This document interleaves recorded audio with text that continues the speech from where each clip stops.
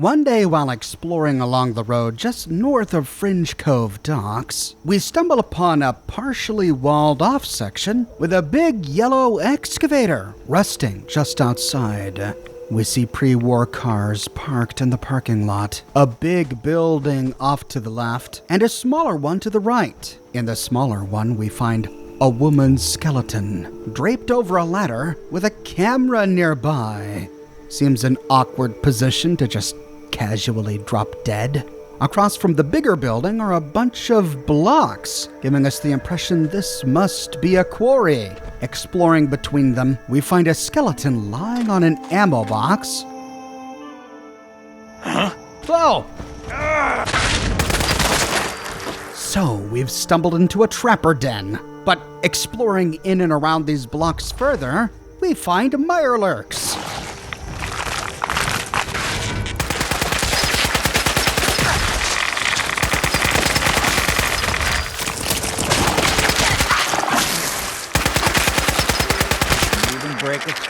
As we kill one more down by the water, we discover the Northwood Ridge Quarry. But just as we finish him off,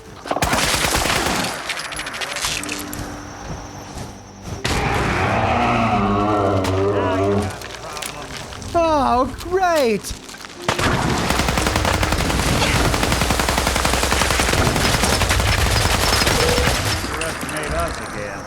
Well, now we know why the trappers were hiding between the blocks. But now that the mirelurks are dead, I wonder if they'll come out to play. Retracing our steps, we can head back to where we started so we have a point of reference. This quarry has produced huge square blocks and stacked them on the eastern side of the quarry. We don't find anything on top of them. Hopping down, we can at last explore the large building. We find Mr. Handy Fuel stacked just outside, and opening a gate to the left, we find a pathway that goes around the building. At the end, we arrive on the front side, but find ourselves at a second door, and this one is booby-trapped. Let's see if we can find that trap. No hanging grenade bouquets, and nothing on the ground. But while looking for the trap, we discover a note lying on a nearby desk. Northwood Quarry Note 1. I've been tasked to set up explosive charges scattered throughout the quarry to repel another attack. The plan is to set up at least 3 series of explosions. I think I can do more. I'll hook everything up to a button in the main shack's balcony overlooking the center of the quarry. If we're ever attacked, I just need to hit the button and watch the fireworks.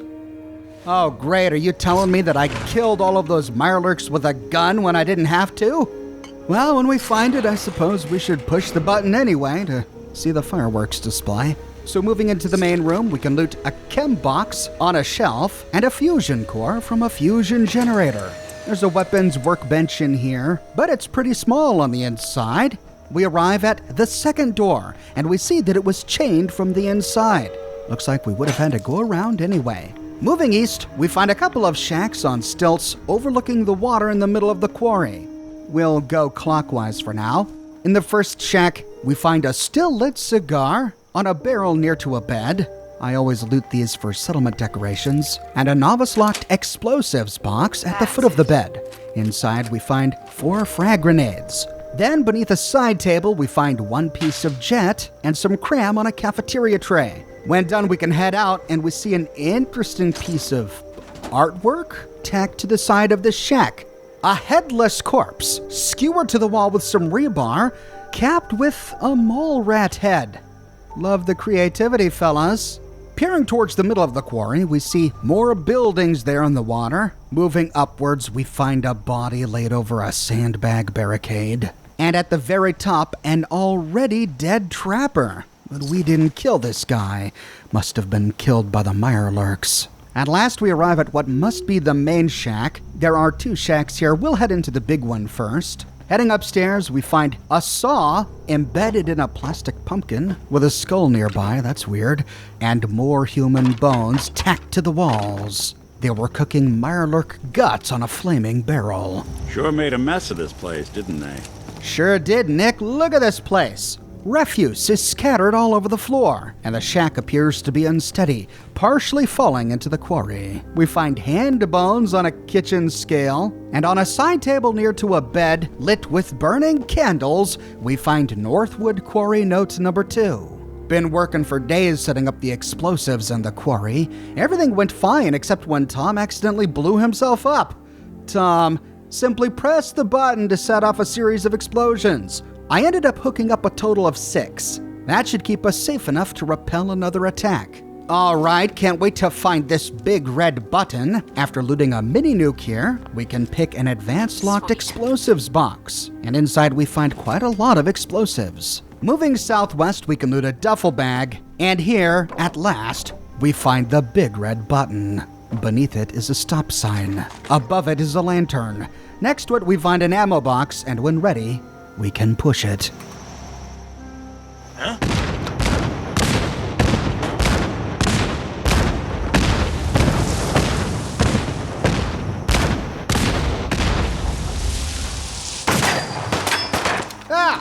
Triggering the explosives alerted the nearby trappers. Now that the coast is clear of mirelurks, they attack. I didn't want to play sniper, so racing out, we can clear them out.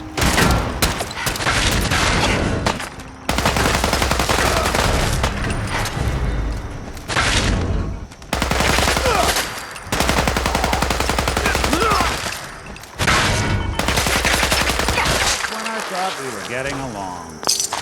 Well, we had to go all over to kill the trappers, racing back to the main shack. We can try to push the button again.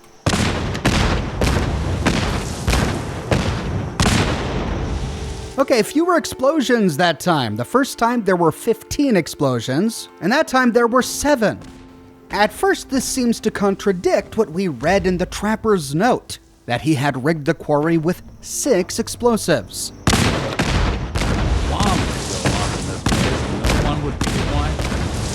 Really, Nick? Well, that was a bit of serendipitous flavor dialogue. But that's not what he meant. What he meant is that he rigged 6 series of explosions to occur when we push the switch. We can do this 6 times. And on the 6th and final time, we get the most explosions. They wrap around the perimeter of the quarry, damaging anyone who would have been standing on the ledges.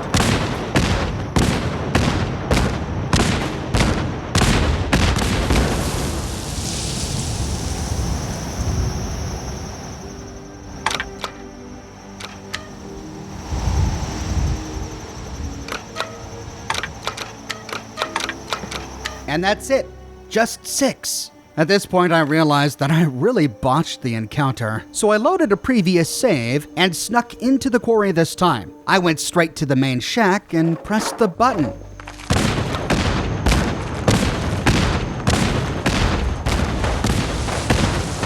Mom could go off in this place, and one would be the wiser.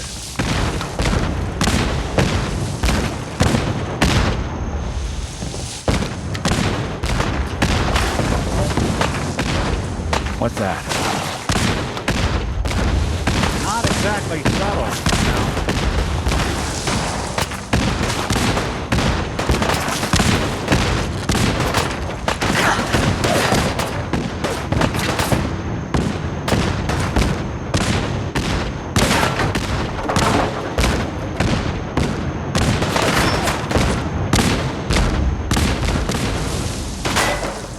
Speak of the devil. The explosions went off, and we killed a few creatures, but even after the last explosion, there were still many mirelurks and trappers left alive, so I had to go down there and clear them anyway. Note that the mirelurk queen is a scripted encounter. She doesn't spawn until the last mirelurk is dead. Anyway, back to where we were. After looting another ammo box near to the button, we can loot a few containers. We find some loose bottle caps hiding on the floor beneath a wooden box. Then, moving upstairs, we find human hands in a cage and a garden known by a crate with a Vault-Tec lunchbox. Smashed in the side of the lunchbox is another lit cigar. Oh, looks like the toy fell down there. We can loot a nearby cooler. We find yet another cigar by a dirty ashtray. With the main shack explored, we can move across the way to explore this tiny one, and we see that it was the trapper's butcher shop. Slaughtered animals hanging from the ceiling, human bones in a bathtub, and it looks like they've been gnawed upon, dismembered with a machete. They have skins drying on a rack outside. Then we can use a series of staircases to climb to another shack at the very top of this one. All we find up here are rolled skins. Moving along the rim of the quarry, we find two recesses. One to the left, which looks like the Mirelurk's primary nest. We see eggs in there. And one to the right, where all the explosions went off. We'll hop down and explore the recess to the left first. There's a staircase that brings us down here. We find numerous clutches of Mirelurk eggs, which we can loot to make those tasty omelets. I don't think we're alone. Oh, turret! I wonder what was in there. Peering off to the right, we see a gap through the quarry. Water from this recess forms a waterfall leading into the next. We'll go and explore that in a bit. But first, the eggs. Out. Playing the wrong synth. Someone's coming. I saw something. Here we find a door that leads to the Northwood Ridge Quarry. Looks like an interior cell. Tell you what, we'll come back to explore this after we finish exploring the other recess in the quarry. Ooh, more eggs!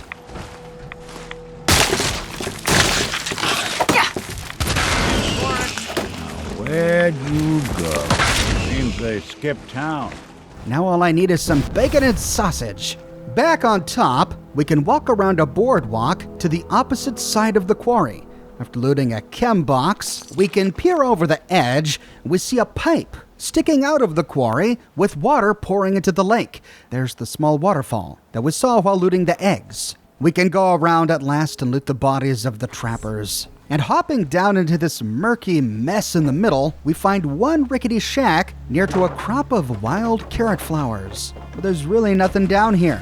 We do find a door that should have led to a shack, but it's boarded up. Can't get in there. Heading up a staircase next to the flowing pipe, we can loot a footlocker, make our way back to the section that had all of the eggs, and enter the Northwood Ridge Quarry. We find ourselves surrounded on all sides by quarried rock. And here we find a ladder to nowhere. We see a pipe along the ceiling going deeper in. Following it down, we find a Mirelurk hunter corpse and a pre-war skeleton next to a hard hat. Here we find some toxic waste barrels. We already know that the pre-war government liked to store their toxic waste in quarries like this one.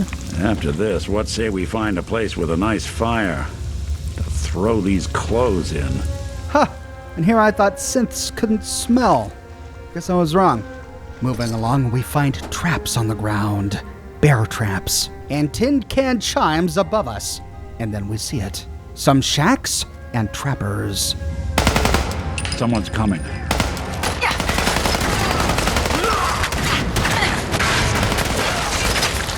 I can smell it. Blood.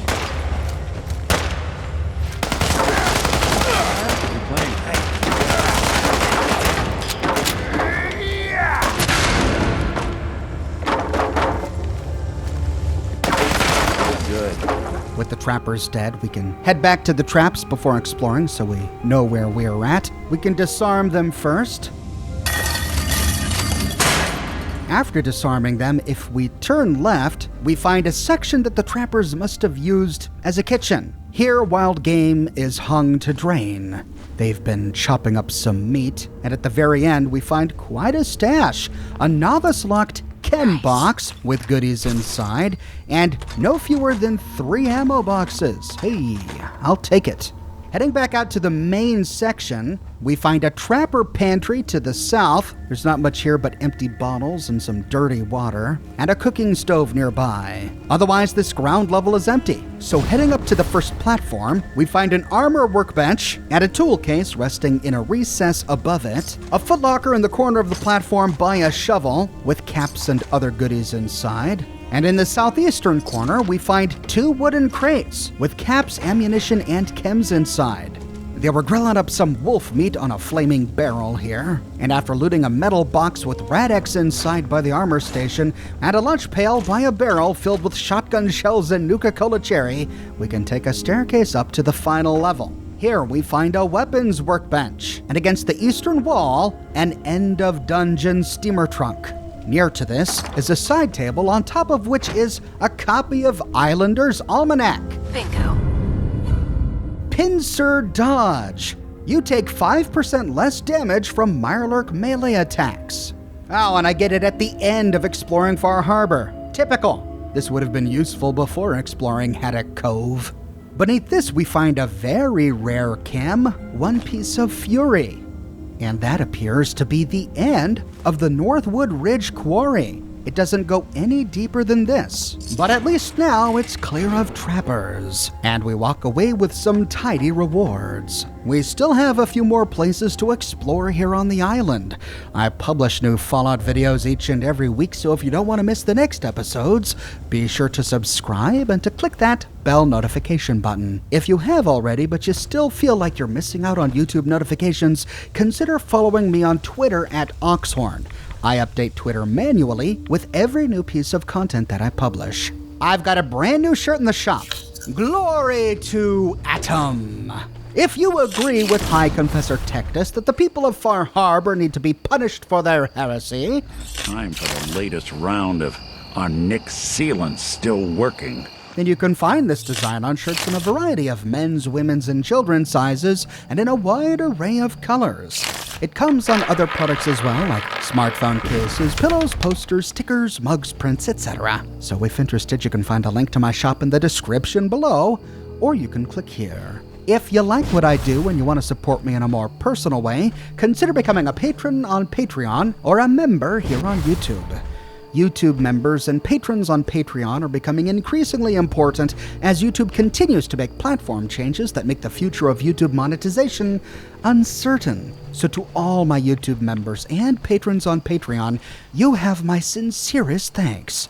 I couldn't do these videos without you. But more than anything, I'm just so glad you're here watching this video with me today. Thank you so much for watching, and I'll see you soon with more brand new videos.